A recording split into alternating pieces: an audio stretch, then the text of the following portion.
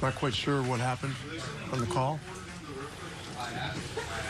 Goaltending was called, the whistle blew, players stopped. And then the basket was good after the whistle had blown, which is hard to fathom. When Trae Young went up for this layup at the end of the Hawks-Mavericks game on Saturday, no one could have imagined the controversy it would have started about goaltending, the review process, and the actual basketball interference rules in general. This play has always been a little confusing to most people, and there are a lot of components involved. And when another blown call happened to the Celtics when facing the Lakers in a tight game yesterday, it meant we needed to do a video on this to once and for all explain what the rules are, the severe issues that exist, and how they should be changed.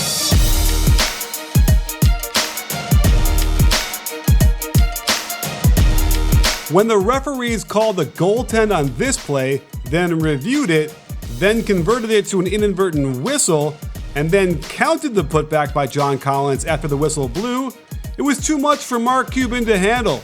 He turned to Twitter to let loose on something that had been brewing for a long time. He even turned his ire on my guest today, who actually did a fantastic job of training referees and is most definitely not connected to the issues we see today with certain training methods. In response, I brought in friend of the breakdown Ronnie Nunn, a 19-year NBA ref who was also head of officials for 5 and director of development for 3 more years, to properly explain what happened and if anything needs to change. Well, Ronnie, I'm really glad that you are here because we need some help. We've got some goaltending calls to go through because it's a real confusing thing, I feel like, and a lot of components happening. So thank you for joining us. Thank you for being here. Please enlighten us. Well, this is a real conundrum, this entire thing that's going on with goaltending. Here's some good news. First of all, in the last 2 minutes of a game, if there is a whistle on goaltending, guess what? It's reviewable. Now, on this play, I would like actually the call to come from the outside official because he gets a chance to see when the ball has reached its apex. The guy that has a little bit more difficulty is the very veteran official at the bottom of our screen who does, in fact, make a whistle, turns and signals goaltending. Okay, so here's the issue. Now he's going to go over and look at it. But guess what happens on this play? There is a basket that follows immediately on this blocked shot. And the question is that basket permissible, allowable, convertible, when in fact the whistle was blown already for the goaltend?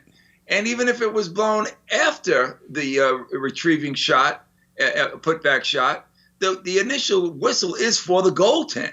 So we've got to get that aligned correctly. And the NBA is going to have to get an idea of what they want to actually do concerning when a whistle was blown and why was the whistle blown. We are blowing a whistle on the initial act, whether the whistle is after someone got a rebound or before that. I think there's a big difference. Let's unpack a couple things here on the way there, because there's some components we have to be wary of in terms of what rule is involved in the goaltending play, because we certainly have ball hitting the board first or not. We have trajectory of the ball on the way up or on the way down before the ball is blocked. So the first thing we can tick off is the ball was hit before it hit the backboard. Yes, right? That we can check off. Okay, so that's legal. Now we got to look at, is the ball on the way down? And what do we think about this? Yeah, and when I was a director, I believed, and I had learned that, not because I came up with it by myself, I had learned that and remembered it, that once a ball reaches its apex, it's virtually on its way down. If you catch a ball that just stops at the apex, you know you're virtually on the way down. So to build consistency with the staff, I would always say, if you feel the ball has reached its apex, score the goal, because it in fact is virtually on the way down. So having said that, that's why I didn't like that particular official scoring that goal. I preferred the other one to step onto the court where he could actually see the drop, or you can actually see the apex, or you can actually see it continue to rise. So that's one issue. So in fact, in this case, he does believe it's a goaltend. And guess what? I think so too. I think there's a goaltend there. Okay, so you might see that the apex are almost on the way down. I can agree. It is a little bit interesting because he blocks the ball sort of after it's past his hand. He's getting just the very edge in the way it passes the ball with his hand. So it looks a little bit different, I think, than normal too, which might have been a little confusing in real time. So I think the other question we have here is, if the whistle is blown for a goaltend, and in which the case they fully intend to review it and see whether or not, the notion that the ball then gets put back by John Collins should never come into play at that point. In my belief, it shouldn't. Now, here's the problem. The problem is we have inadvertent whistles, and that's what the decision here was, an inadvertent whistle, where we have a basket that they permitted to score. So in this case, when we have inadvertent whistles, there's also been an interpretation that if a play is clearly a layup, even though we have an inadvertent whistle, we usually will allow that play to happen, because inadvertent whistles, one of the criteria is are the players frozen? Did the whistle freeze them? Did they react and say, okay, play is dead? And when those situations happen, that's when we stop it and go back. In this case, it didn't. There was no freeze of anything. It was a 1-2 punch, and all of a sudden the layup was made. So here's the decision the NBA is going to have to make on whistles, not only when they're blown, but why they're blown, and when they're inadvertently blown, what do you get as a result? And right now we have two sets of concepts going on. And one set, example, if you're running all the way down court, you're going to make a layup, and all of a sudden you thought something happened in the backcourt, and you blow a whistle, and you find out, geez, that's inadvertent. They really didn't do anything, let's say, to opponent players, and you're going to take this layup away. Maybe it's the end of game, winning game, or tie game, and all of a sudden you go, well, you guys down there all alone, that doesn't count. So that's the problem with this situation. And by the way, they may have to break up that kind of concept. An immediate basket with the immediate play versus a play that's completely out of norm, and there's an imminent basket to be made. Ronnie, I'm going to make your job harder for you. Are you ready? I'm ready. When Finney-Smith goes up to block this shot, his right thumb gets hooked inside the rim. So his hand is actually grabbing the rim as it's on its way to block the ball. Does that have any effect on the goaltending call when the ball is not quite above the cylinder yet? Well, if you're grabbing the rim,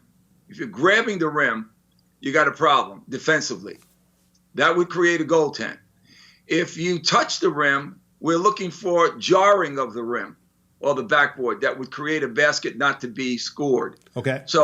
So that would be the difference in that scenario. Fair enough. All right, no jarring of the rim, but he got his thumb hooked in there and must have hurt a little bit. I feel bad for him. But either way, I think the bottom line on this play is, and what got the controversy was allowing the Collins bucket to go in after the whistle. Now, they're also allowed in this weird rationale to go from a goaltending whistle, which would negate the Collins bucket, to a inadvertent whistle, which allows the Collins bucket.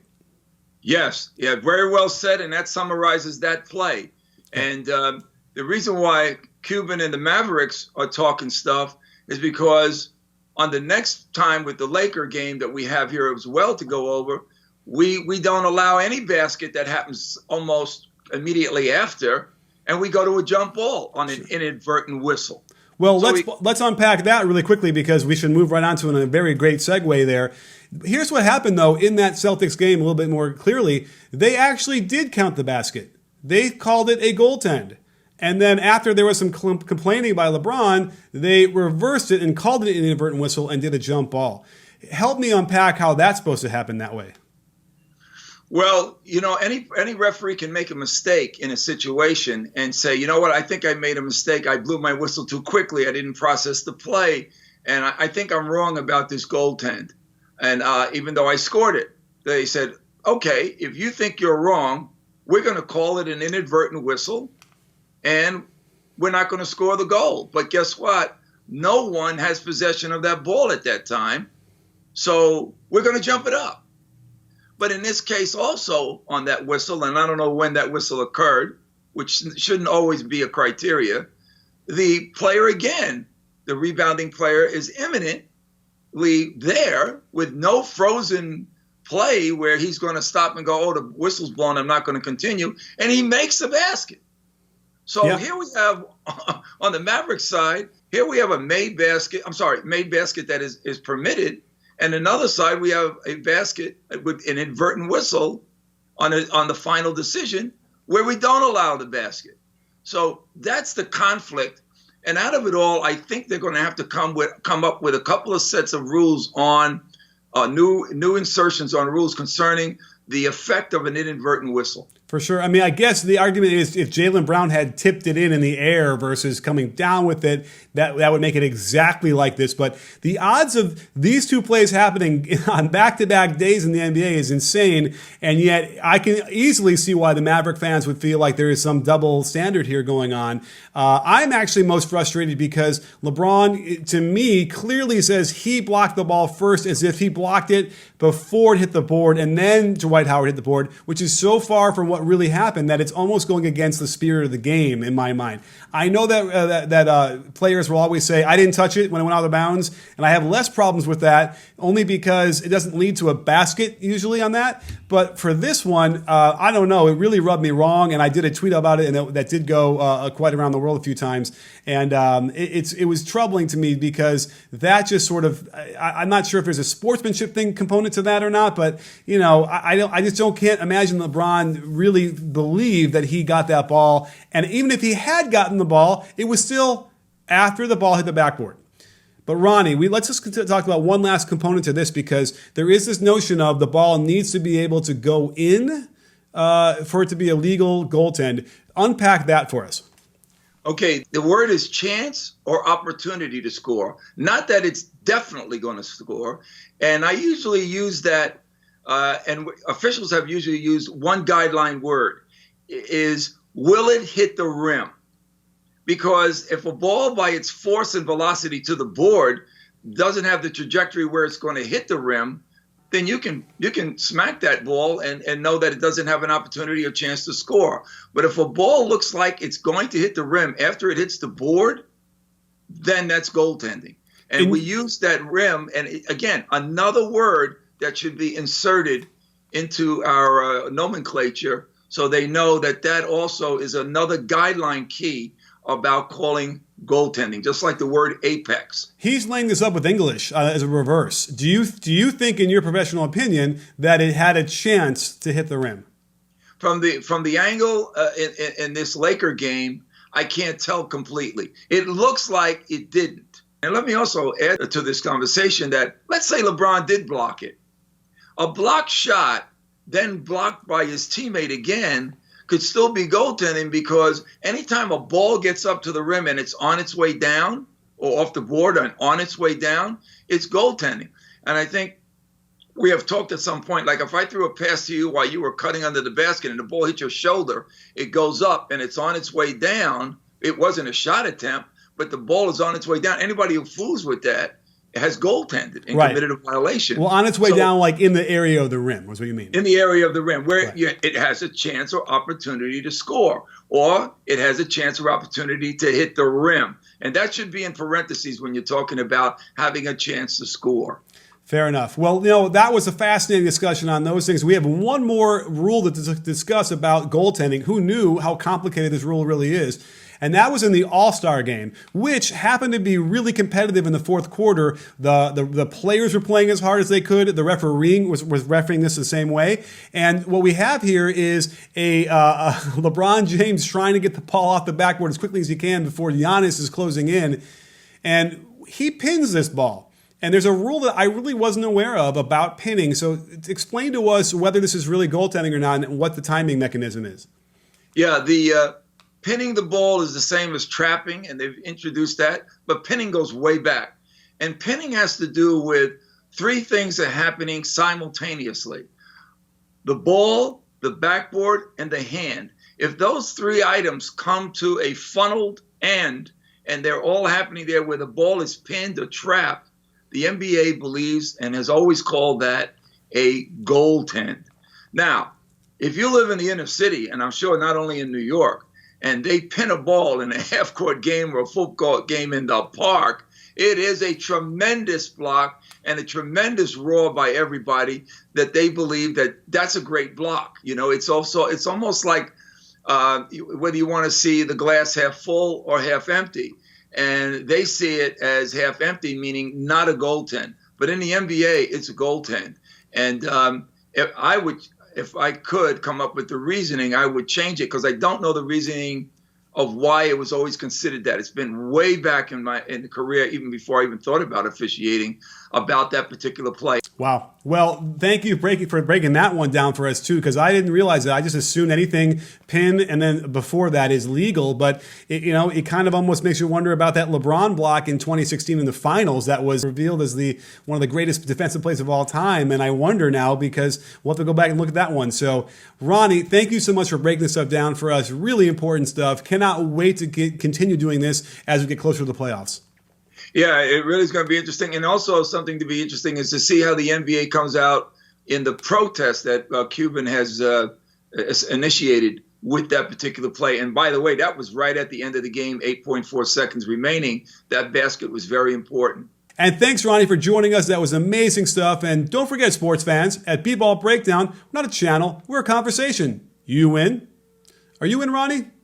I am in. If you like this video, please give it a thumbs up and subscribe to B-Ball Breakdown so you can get alerted right away when we drop a new video. This season will be filled with incredible content, so don't miss it. You in?